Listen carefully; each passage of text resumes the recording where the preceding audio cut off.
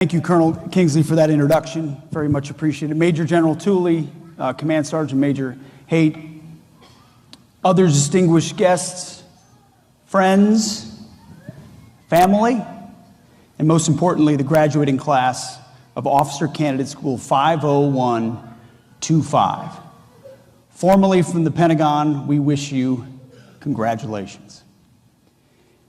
It is great to be here at Fort Benning, and it is Fort Benning, and out of Washington, D.C. In fact, I'd trade almost any meeting I have on a daily basis, most of the time, for a 5 a.m. ruck march. Although this morning it was a 5 a.m. jog. Slow it down a little bit. But I think our focus on fitness and standards, I love the motto. Standards, no compromise. That's kind of back to basics approach is precisely what we're focusing on. I didn't know that was the motto of Officer Candidate School. Standards, no compromise. That might become our office motto as well, across the board. It needs to be across all of our formations. And that's why, as the Secretary of Defense or any official in Washington, you're pretty busy, but you shouldn't be too busy to do PT, just like you're not too busy to do, there's not a job in our military that should be too busy that our formations can't do PT and meet the standards, no compromise. You see, when President Trump appointed me to be the Secretary of Defense, he said a couple things. The first was, Pete, you're going to have to be tough as shit. Really? He was right on that, for sure. But second, he said, you need to bring it back to warfighting. Back to warfighting. Back to the core of what the military does. Get the garbage out. And we do everything we can at the Pentagon to rise to that occasion daily. I'll say this, though. This place, Fort Benning, whether it's Olson Hall or Building 4 or watching OCS, you see, as I was going through IOBC, I did my infantry officer basic course here. We would, during different phases, would see the new phase of OCS coming. It got less and less painful to look at as everybody got more and more proficient. Certainly not this class with all the prior enlisted experience we have here. But back when I was new to the Army, I came to Fort Benning to do IOBC right next door. I graduated on June 3rd of 2003, and I was at infantry officer basic course at June 6th of 2003, 3 days later. And it was Fort Benning that played a key role in forging me. Next to serving God, wearing the uniform of the United States Army, I think, and I'm biased, but I think, is one of the greatest things any American could do. And at the short time we've been here, hey, it's great to see that toughness and commitment are still alive and well, and I wish every American could see the training you do, the way your family supports you, and what this fort does. Of course, this place is legendary. Of the 800,000 officers who served in the Army during World War II, more than half were graduates from OCS. They were called 90-day wonders, and without them, we would not have won the wars in Europe and the Pacific.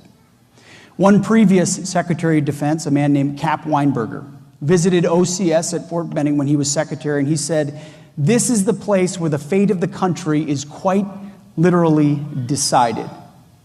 To that I say yes and amen. His boss, Ronald Reagan, was a lot like mine, focused on the basics, peace through strength. Today, you're also recognizing two fellow candidates with awards named for some of the great warfighters that were forged here. Colonel Robert Nett, the father of OCS in 1944 in the Philippines. An enemy battalion attacked him with machine guns. He came back at him with his rifle, a bayonet, and killed 7 of the enemy. And then, of course, Lieutenant Colonel Hal Moore, who led 1st Battalion, 7th Cavalry Regiment in the Idrang Valley. He told the reporter that his goal was to clean out the communists. The reporter asked, "Do you think you may run across the main enemy force while you're here?" Lieutenant Colonel Moore answered, "We hope so. We like to kill them as many as we can." Well, his men killed more than 600 enemy soldiers. Lieutenant Colonel Moore completed the Infantry Officers Advanced course right here at Benning. And you can take heart his philosophy, which is there's always one more thing you can do to increase your odds of success. And I'll tell you this, my first mission in combat as a lieutenant would not have been successful without taking that approach to heart. There's one more thing you can do to increase your odds of success. If your GPS doesn't work, you better know how to use your compass. If you don't know where you are, you better know how to use your map or terrain associate. You better leverage the hell out of your experienced NCOs. You need to know that mission, every aspect of it, every member of your platoon, and what they're capable of, what your squads are capable of, what your weapon systems are capable of, what air support is capable of, better than anybody else. And the more you prepare, the more likely you'll have success. So to you, members of OCS Class 50125, today marks the end of a demanding 12 weeks. But you know, this is just the beginning. For many of you, not the beginning of a career, but the beginning of a new chapter. A new journey where you will lead the finest soldiers in the finest army the world has ever known. You have been forged, and now you will forge. Now, I'm not here to give you advice about how to live your life, except you can't go wrong when you fear God and fear no man, except maybe your first sergeant. You've already succeeded because you made the decision to be here. You've decided to come to this place. You've decided to join the service. You've decided to join our profession of arms. When I look at your class, and I can't really see you, but I'll see you all individually in a moment, you are America's elite. You are the real 1%. Those willing to raise their right hand and do what others will not in order to keep people you don't know safe and free. You entered the profession of arms. You are, to quote General Douglas MacArthur, the ones who are trained to fight. You are the ones with the will to win.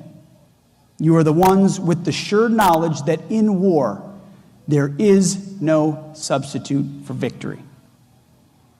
Well, in that pursuit, I'm here with a message from the President of the United States, which I always deliver to troops when I'm traveling.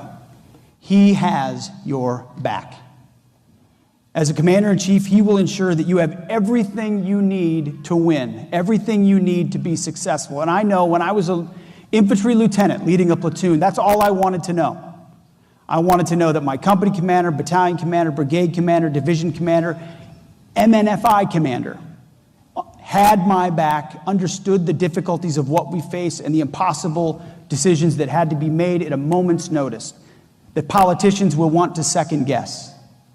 He has your back, I have your back, and we will ensure and work to ensure that everyone up and down in the chain of command has that same ethos. War requires risk. War requires tough decisions. We have your back. We're going to make sure that your hands aren't tied behind your back as you bring violence on the enemy. We're going to make sure that decisions are pushed down to the lowest possible level where they should be made. We're going to make sure that second guessing is brought to a minimum when good faith is brought to bear.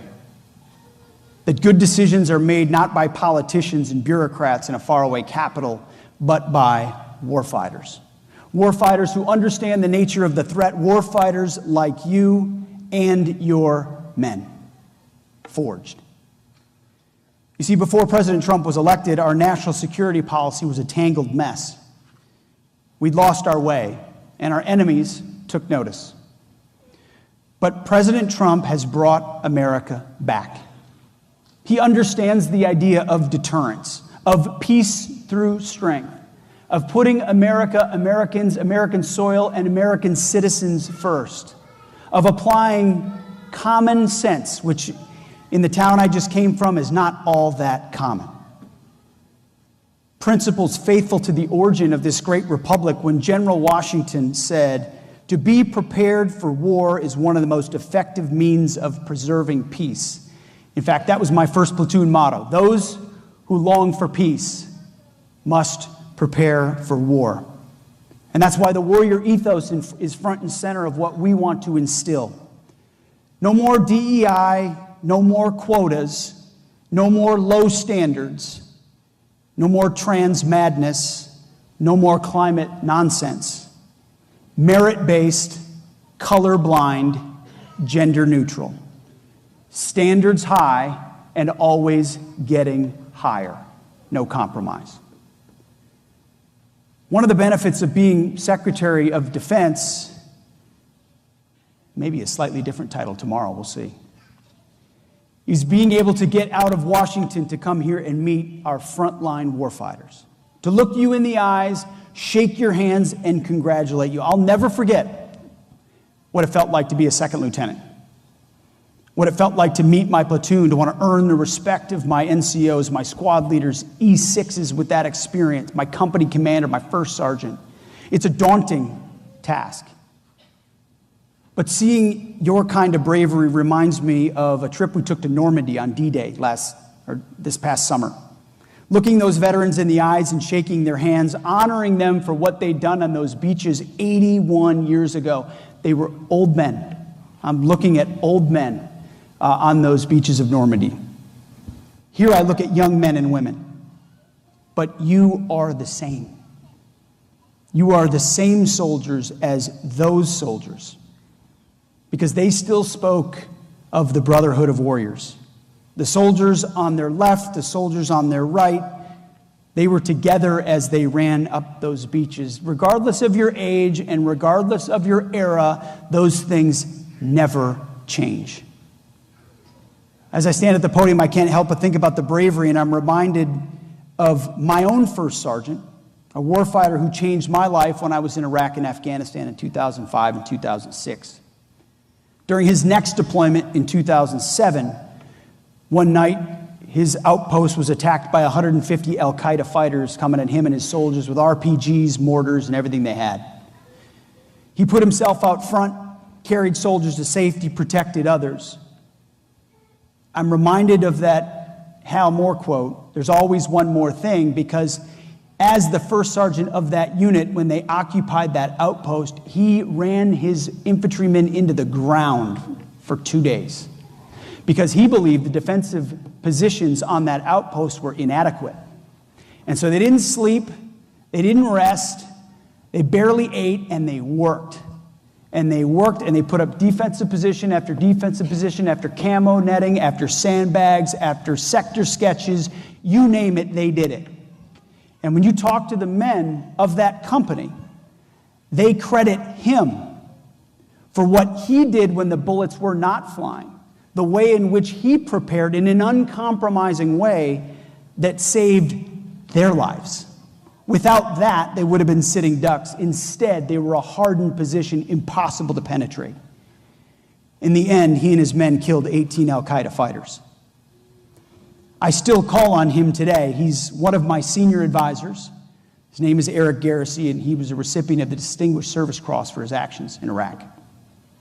That's the kind of warrior ethos we are restoring in the military. Uncompromising, unrelenting, with the mission first always. No more summertime soldiers or sunshine patriots. I think about bravery like his and others when we have to sadly write letters to spouses and parents of children and children, letters that are delivered after their loved ones died while serving, or phone calls that we make on a regular basis. Letters to a 6-year-old where I write, "As you grow up, my wish is that with each passing year, you'll come to realize that your dad represents the best of the country."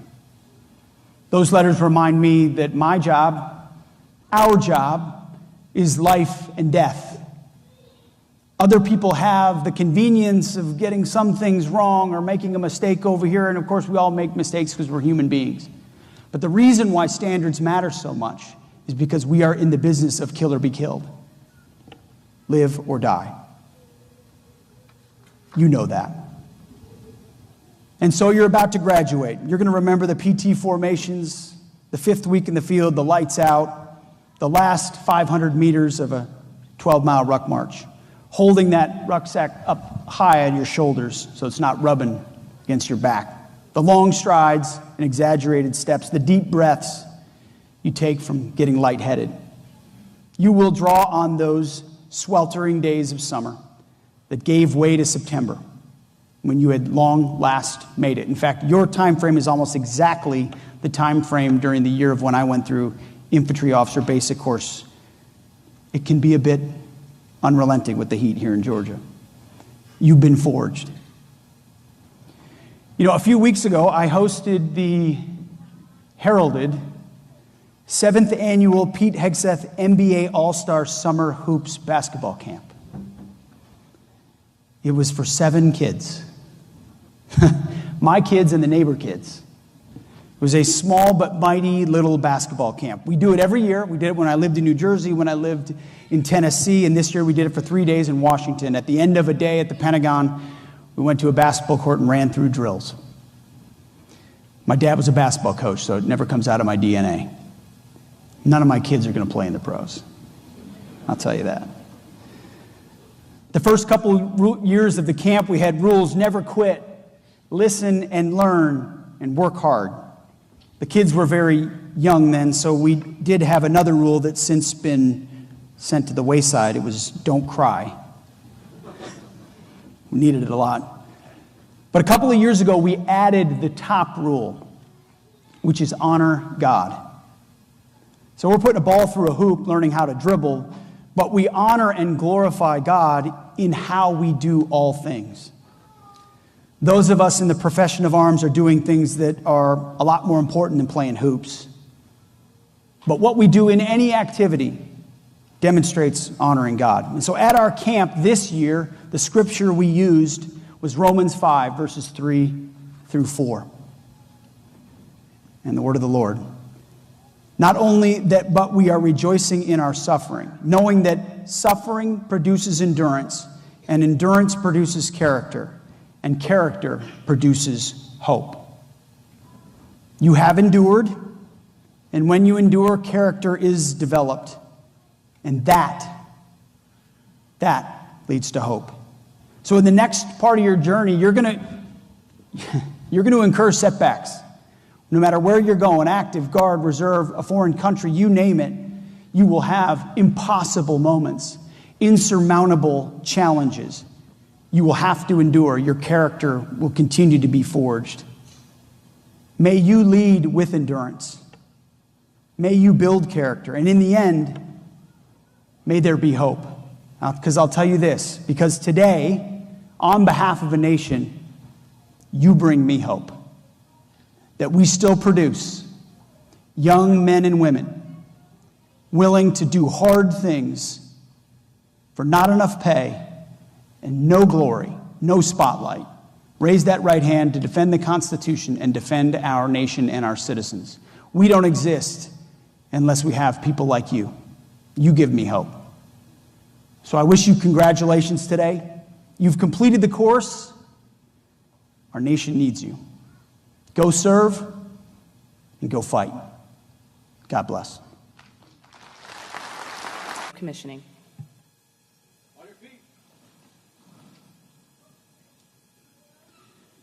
Raise your right hand and repeat after me.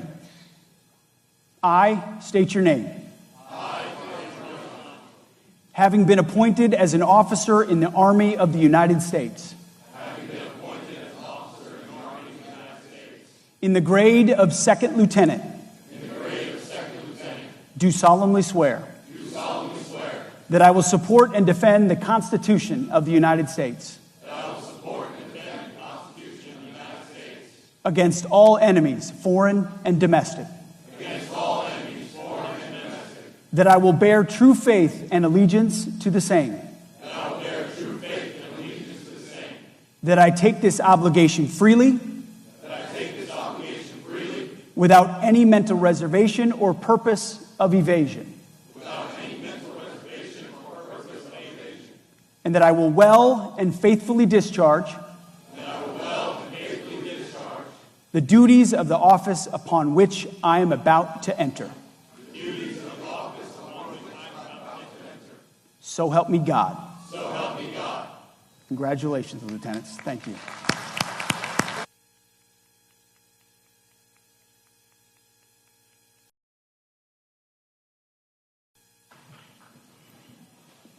At this time, we would like to take a moment to thank all the organizations that supported and sponsored Class 50125 from their start on June 16th, 2025 to their commissioning today.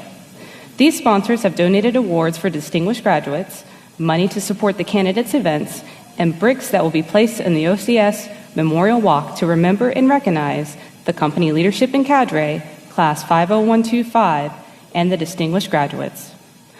These organizations are the United States Army Officer Candidate School Alumni Association, the American Armed Forces Mutual Aid Association, the United States Automobile Association, the Association of the United States Army, and the Military Officer Association of America. Please join us in thanking these organizations for their support.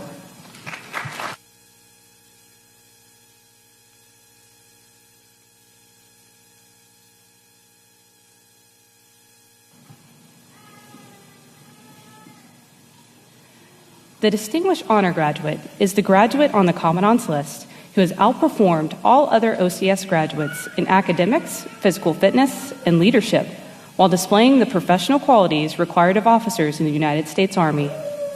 The Distinguished Honor Graduate will receive a saber, a brick on the OCS Memorial Walk, sponsored by the Military Officers Association of America, an Army Achievement Medal, and the U.S. Army Officer Candidate School Alumni Association Challenge Coin. Ladies and gentlemen, the recipient of the Jess Walls Award, Distinguished Honor Graduate of OCS Class 50125, is Second Lieutenant Justin Morrill, Signal Corps, Branch Detail, Infantry.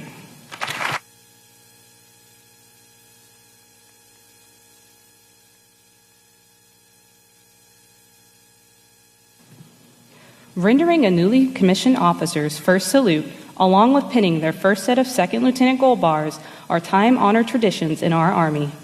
At this time, the class's Distinguished Honor Graduate, Second Lieutenant Worrell, will be joined by his wife, Brianna Worrell. Brianna will place the rank upon his shoulder boards, and Sergeant First Class Devlin will have the honor of rendering Second Lieutenant Worrell's first salute.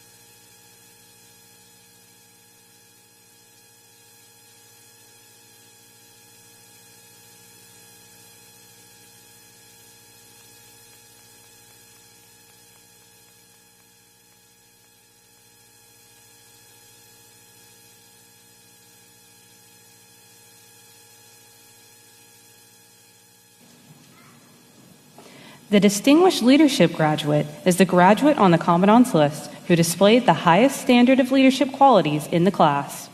The Distinguished Leadership Graduate will receive a brick on the OCS Memorial Walk, sponsored by the Association of the United States Army, a U.S. Army Officer Candidate School Alumni Association Challenge Coin, and an Army Achievement Medal. Ladies and gentlemen, the recipient of the Robert B. Nett Award and the Distinguished Leadership Graduate of Class 50125 is Second Lieutenant Mitchell Silcox, Corps of Engineers.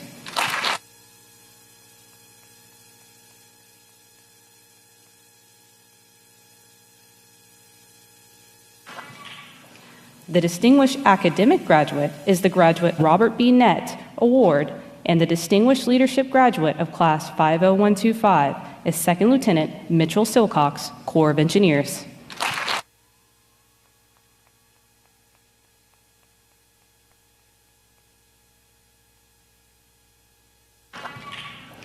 The Distinguished Academic Graduate is the graduate on the Commandant's List with the highest academic average in the final academic report.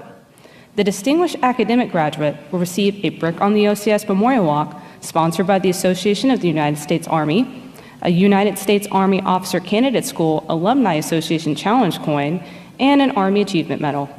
Ladies and gentlemen, the recipient of the Distinguished Academic Award of OCS Class 50125 is Second Lieutenant Michael Iglesias, Logistics.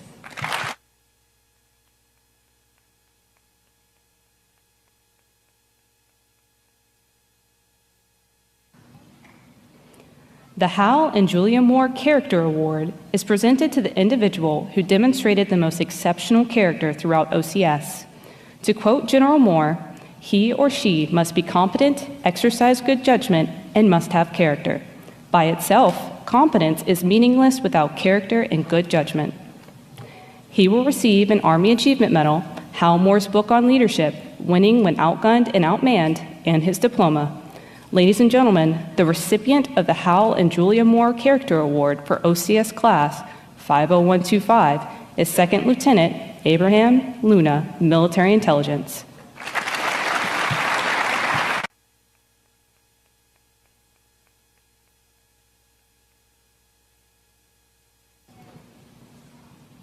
The Distinguished Physical Fitness graduates are the male and female graduates who scored the highest average on the officer candidate School's physical. Will be awarded the Iron Mike Award and a brick in the OCS Memorial Walk provided by the U.S. Army Officer Candidate School, Alumni Association, and a challenge coin.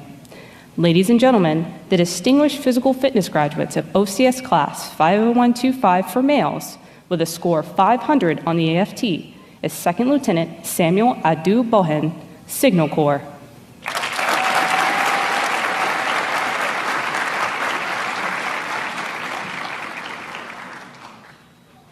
And for females with a score of 495 on the AFT is Second Lieutenant Eileen Palawan, Logistics.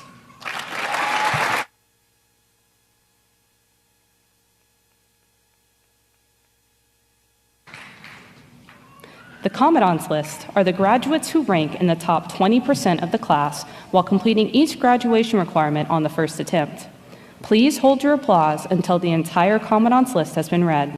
In addition to the Distinguished Honor Graduate, the Distinguished Leadership Graduate, the Distinguished Academic Graduate, the Hal and Julia Moore Character Award recipient, and the Distinguished Physical Fitness graduates, the graduates placing on the Commandant's List for Class 50125 are Second Lieutenant Joshua Criswell, Logistics.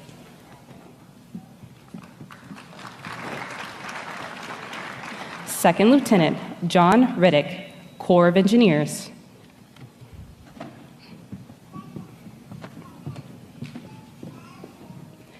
Second Lieutenant Darren Green, Military Intelligence.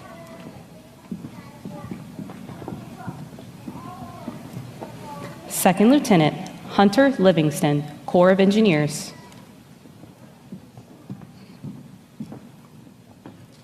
Second Lieutenant David Hunt, Military Intelligence.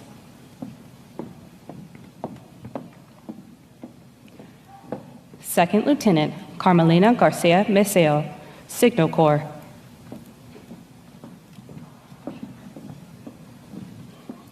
Second Lieutenant Philip Bartell, Cyber Corps.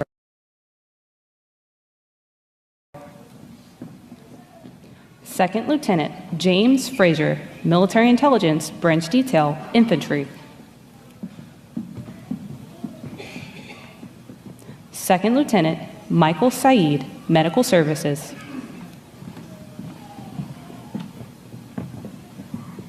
Second Lieutenant Lorraine Fletcher, Corps of Engineers.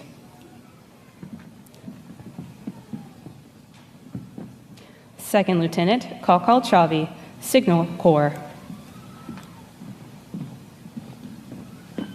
And Second Lieutenant Edward Hahn, Adjutant General Corps.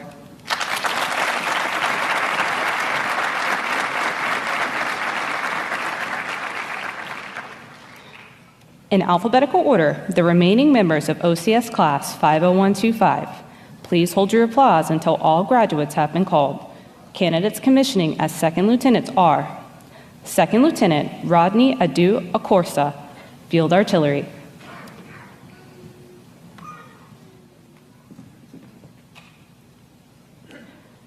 Second Lieutenant James Aiken, Military Intelligence.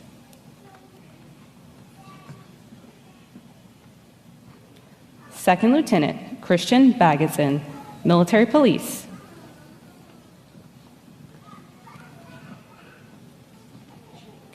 Second Lieutenant Dominique Bennett, Chemical Corps.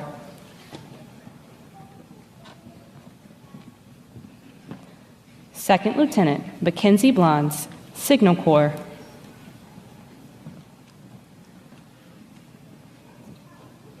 Second Lieutenant Edward Brown, Medical Services.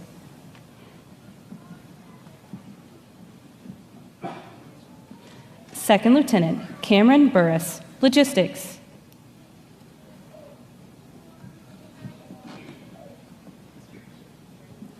Second Lieutenant Mohammed Shekaru, in Military Intelligence, Branch Detail, Infantry.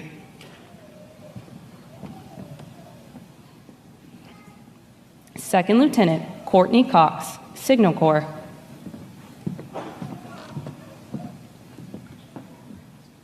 Second Lieutenant Joshua Davis, Signal Corps, Branch Detail, Infantry.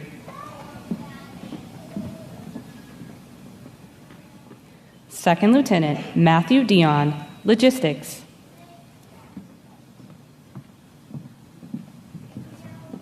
Second Lieutenant Naaman Dubé, Field Artillery.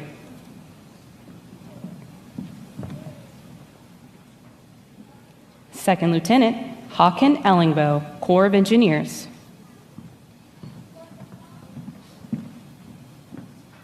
Second Lieutenant Colin Fraser, Military Intelligence.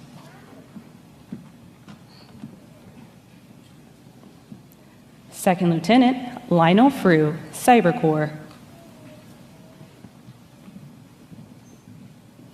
Second Lieutenant Thorne Geis, Logistics.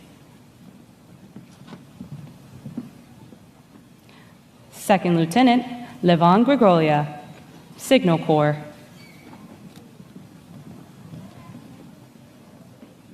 Second Lieutenant Min Kyu Han, Signal Corps.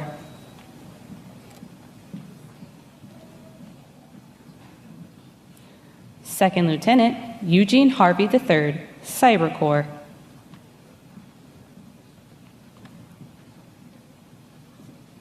Second Lieutenant Tajane Henry Coney, Corps of Engineers.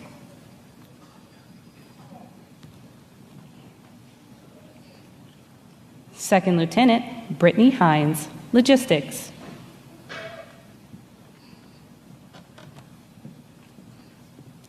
Second Lieutenant Ely Johns, Field Artillery.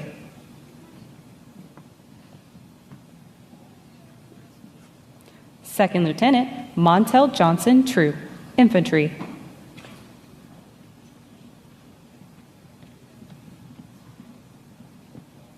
Second Lieutenant Ji Jung, Medical Services.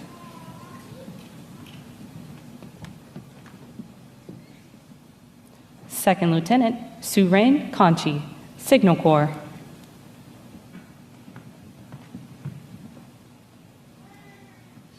Second Lieutenant Jonathan Kasuba, Corps of Engineers.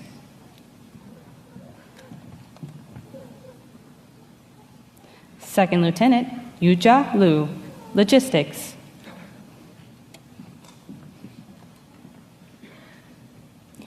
Second Lieutenant Brianna May, Adjutant General Corps, Branch Detail, Field Artillery.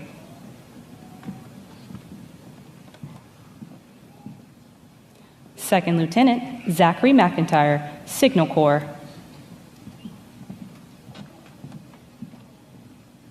Second Lieutenant Christopher Mella, Military Intelligence. Second Lieutenant Anthony Mercado, Military Intelligence, Branch Detail, Field Artillery.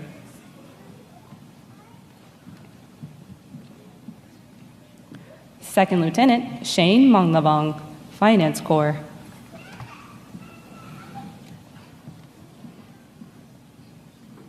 Second Lieutenant Edwin Nazario Cruz, Logistics.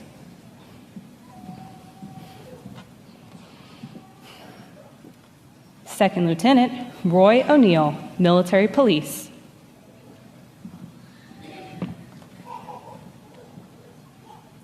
Second Lieutenant Eric Onyongo, Logistics.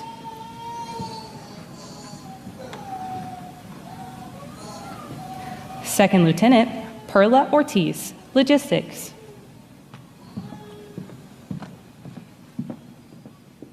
Second Lieutenant Joseph Ostrander, Infantry.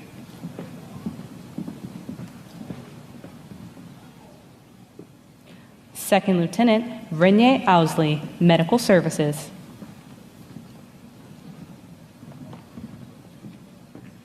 Second Lieutenant Jordan Perna, Military Intelligence.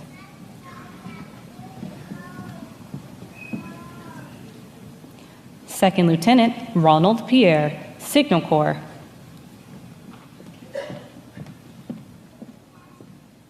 Second Lieutenant Marcella Price Gardner, Logistics.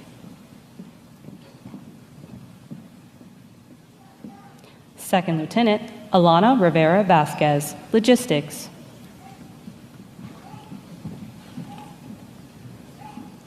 Second Lieutenant Michaela Romero, Military Intelligence.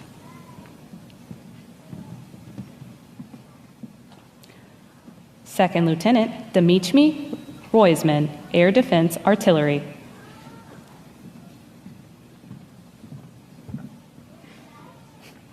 Second Lieutenant Jacob Ruth, Signal Corps.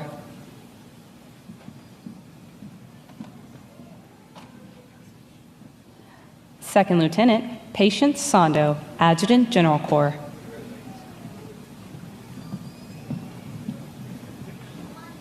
Second Lieutenant Devontae Spellman, Signal Corps.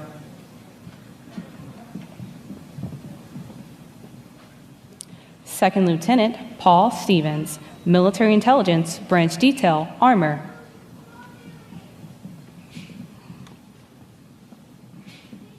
Second Lieutenant Sharendra Takir, Finance Corps.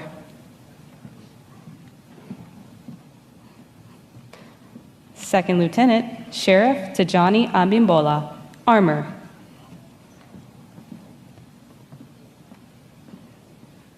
Second Lieutenant Elijah Terrell, Logistics.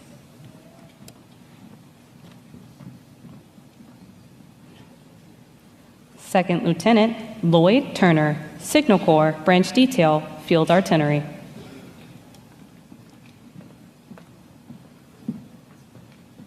Second Lieutenant Justin Vanvert, Military Intelligence.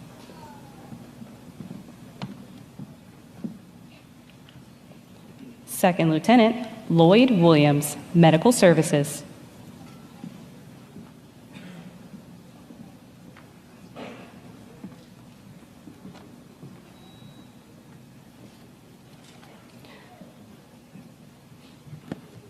Second Lieutenant Lloyd Williams, Medical Services.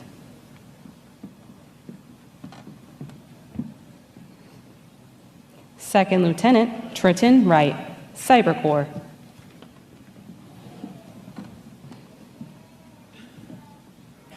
Second Lieutenant Jeffrey Wyatt, Logistics.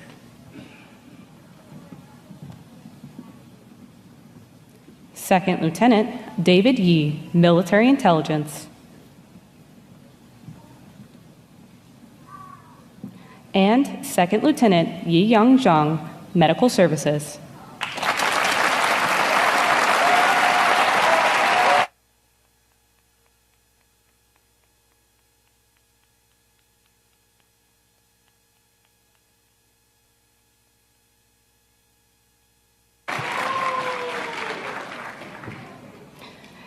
Each cycle, one cadre member is chosen by the candidates and cadre team as the cadre of the cycle for their teaching, mentoring, and professional development of the candidates.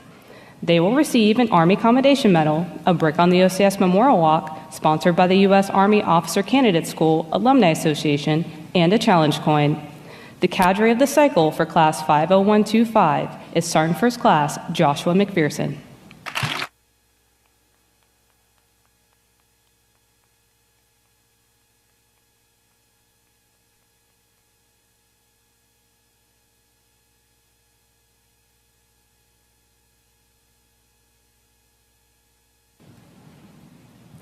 At this time, Delta Company would like to highlight two civilians that positively impacted the unit.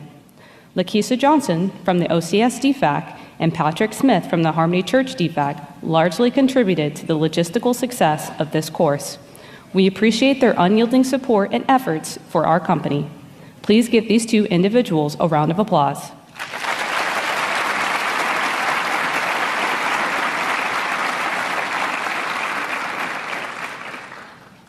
Ladies and gentlemen, at this time, OCS Class 50125 would like to present the Honorable Pete Hegseth, the Secretary of Defense, with a gift as a token of their appreciation for his time and words of wisdom.